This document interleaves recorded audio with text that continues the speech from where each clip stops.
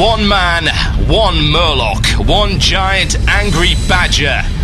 This is Blue Please. It begins now.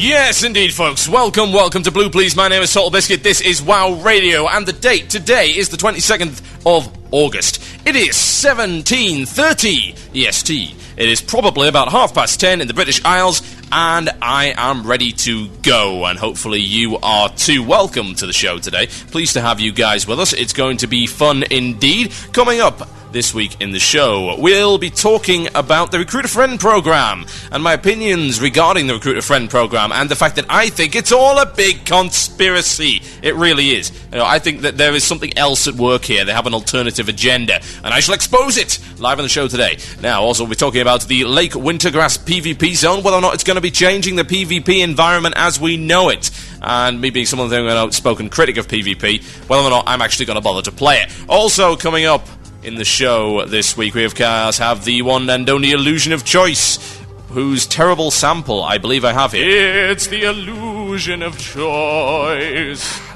Why did I even make that? I mean, that's probably the worst drop-in I've ever made in my life. Never mind. So yeah, we'll be doing all of that stuff, and of course got an Upcake News coming up a little bit later on in the show. There will be a Terpster song next week. I apologise, not ready this week. Terpster's been really, really lazy, so it's all this newfound fame and stuff. He was on some other podcast that nobody listens to. What is it called? How I Podcast. Sorry, Podcast Wow. I mean, How I Wow. Easy mistake to make when you listen to it. Anyway, he's been on that, and he was having a good time, by the sounds of it, by dominating 2 hours of the show. It was great fun to listen to. We've also had him doing things for Massively, as well as the WoW Insider show. He actually does Terps Division over there, if you haven't already noticed. So yeah, fame and fortune and all that kind of thing, it's crazy. So he hasn't had time to do that. He hasn't even had time to redo my banners. Seriously, go to the website, you'll see that it claims that Blue Please is on a Sunday. Like, yeah, thanks Terps, really, you're awesome. Absolutely fantastic. Never mind, there will be a song coming up for you next week. It'll give him time to write some lyrics that actually don't suck. Now, first thing is first.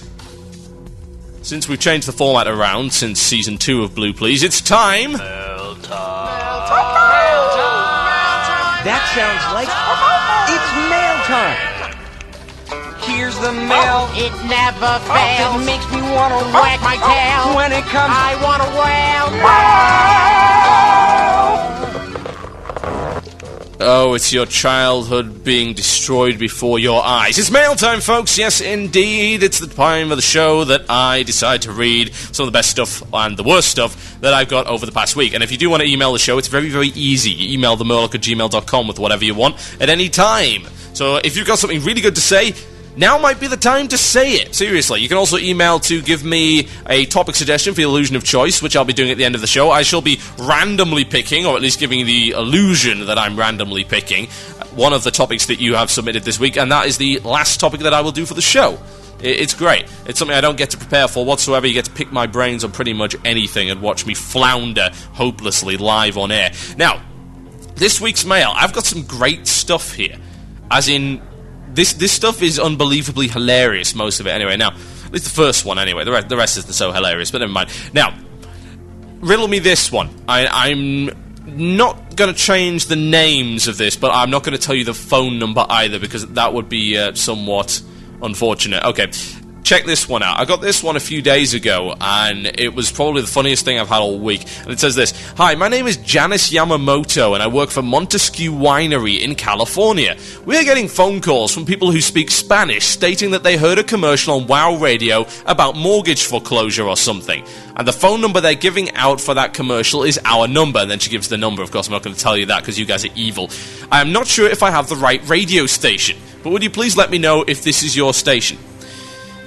Well, Well. It appears Max Maps got a little bit drunk and started calling random wineries in California. I mean, I can't imagine why he'd call them in Cali, really. I mean, they're not all that close. He does live in Mexico, so it would be a little bit of a hike. But yeah, so what we can probably discern from that is that Max Maps and some of his Spanish-speaking listeners are losing their homes as a result of the economic crisis and plan to drown their sorrows in some fine vintage from Montesquieu Winery in California.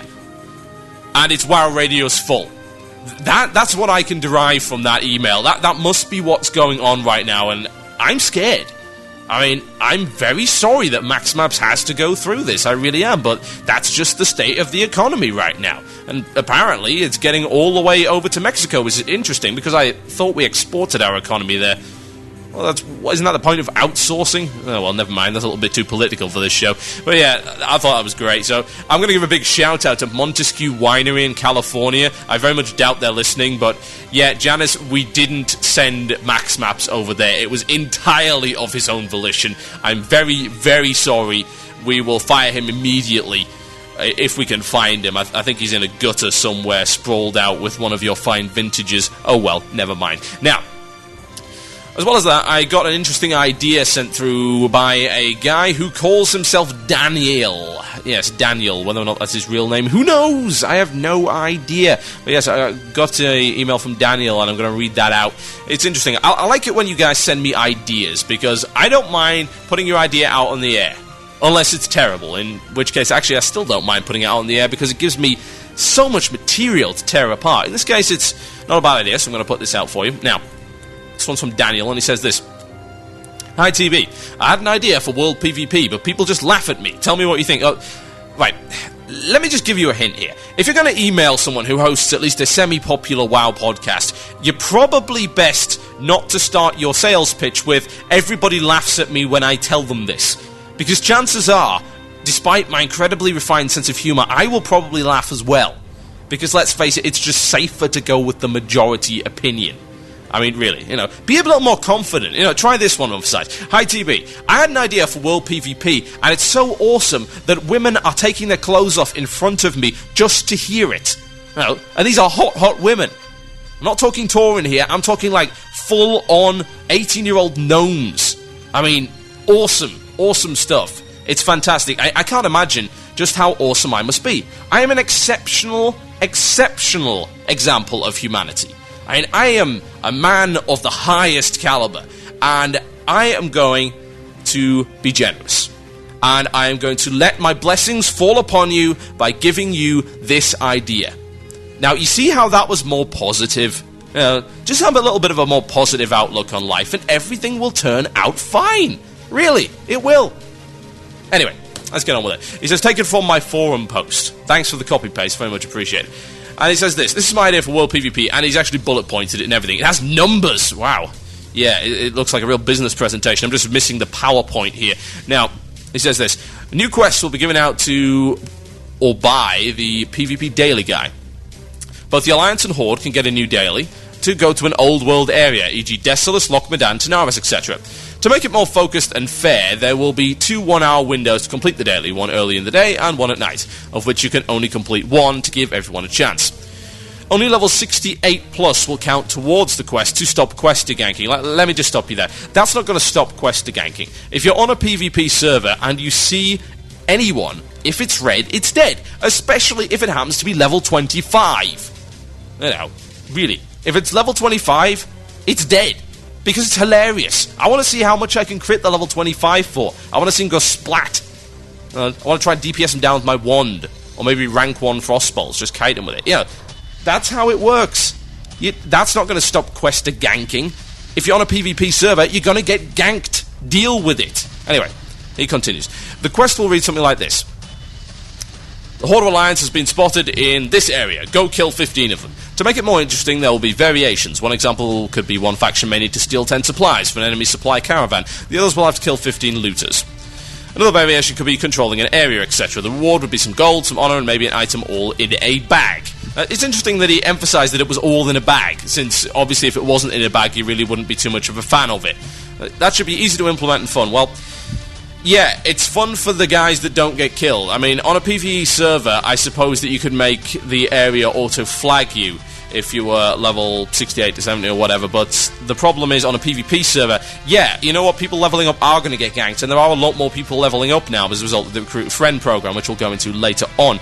And to be brutally honest, going into old world areas, probably not the best of ideas. I mean, revitalizing old world content that way, it's like basically trying to patch up a broken dam with a band-aid. You know, the old world is already very, very dead. It's only used for auction houses and Karazhan. And, of course, Cam's Time, but there you go. You know, so I don't think it's worth trying to revitalize. I think it's pretty much beyond gone. You know, it's like milk that's been in the fridge for X number of months. It's lumpy, it smells, it's slightly green, and if you're me and really hungover in the morning, you'll probably drink it anyway, but the rest of you was not going to touch it with a 10-foot barge pole. So it's not really worth the hassle, and the fact that it's going to make questers get ganked, and it will, I mean, there's not even a question about it, makes it unattractive. What I would say is that it's something that they should probably concentrate with, you know, the Outlands and then bring it into Wrath. I mean, it's not a bad idea per se, it just highlights to me the fact that the world is so static. I mean, if this had come in from the very start where you had stuff like supply caravans running around and that actually affected things, like for instance, there was a supply caravan, an NPC control one that went throughout the world. You had to defend it. If it got to your city, you got cheaper repairs, or you got given out some free gold or stuff like that. And if it didn't get there, your repairs got a little bit more expensive, that kind of thing. You know, that would have made the world a little bit more dynamic. Right now, the world is static, and pretending that it's anything else is just a blatant lie. I mean, it isn't. You know, I'm hoping that Wrath's going to make a move at least towards an illusion of a dynamic world, and whether or not it's actually going to happen, I don't know. Maybe it will in Wintergrasp, so we'll talk about that later in the show, but I'm just not sure if it's worth trying to fix. Again, not a terrible idea, and not too difficult to implement. I just think that it's trying to range a little bit too far. Make it something nice and simple, and then in Wrath, maybe try and go a bit dynamic with trade caravans and all that kind of thing. That would be awesome. I mean, I'd really enjoy that. You know, if we had that, it would just make it a little bit more dynamic, and everyone thinks they're actually having a chance to affect the world in some way. That would be pretty cool. Now, one last email before I go to the first music break of the day, and this is interesting. I mean, I think you should have to address this on your next show. Oh, really? Do you? Okay. Well, I'll play along just for the second. This is from someone called Sarah, and she says, us poor girls didn't get a single winner in the Pass the Torch contest.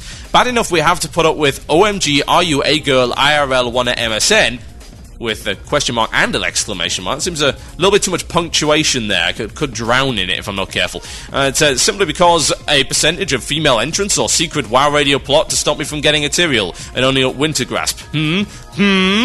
With how many ums? We have 1, 2, 3, 4, 5, 6, 7, 8, 9, 10, 11 ums there. That's definitely drown worthy. I could choke on that many ums. Anyway.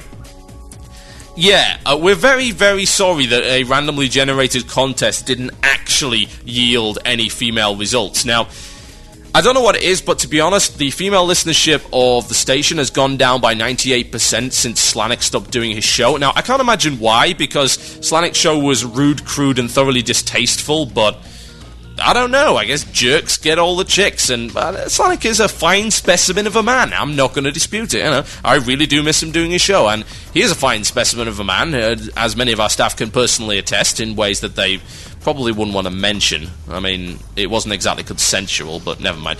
The fact of the matter is that, yeah, sorry, no girls won. To be honest, I have the feeling that, like, half of those cards are going to get into girlfriends / wives / female friends that they really, really want to bed. I mean, let's face it, it's a nice gift that you can give. And, yeah, give the gift of Tiny Tyrael Vanity Pet, or give the gift of beta submission. Yeah. Every girl loves a nice beta. Really. A wife beta. That's really, really not politically correct. I better not go into that. Anyway, yeah. So, I apologize for our random number generator. Clearly, it should be modified to be slightly less random in the future. What can I say? That's just the way the cookie crumbles, as it were. Now, this is Blue Please, and my name is Total Biscuit. I'm going to be right back after this break. I am going to play for you some Soilwork. Yes, I am, because I love Soilwork. I think Soilwork's a great band. And after we come back, we will be talking about the Recruit a Friend programme and the conspiracy! Yes, the conspiracy, there is one, and we shall unroot it live on air. Oh yeah, my name's Salt Biscuit, this is Blue Please, this is No More Angels. Enjoy.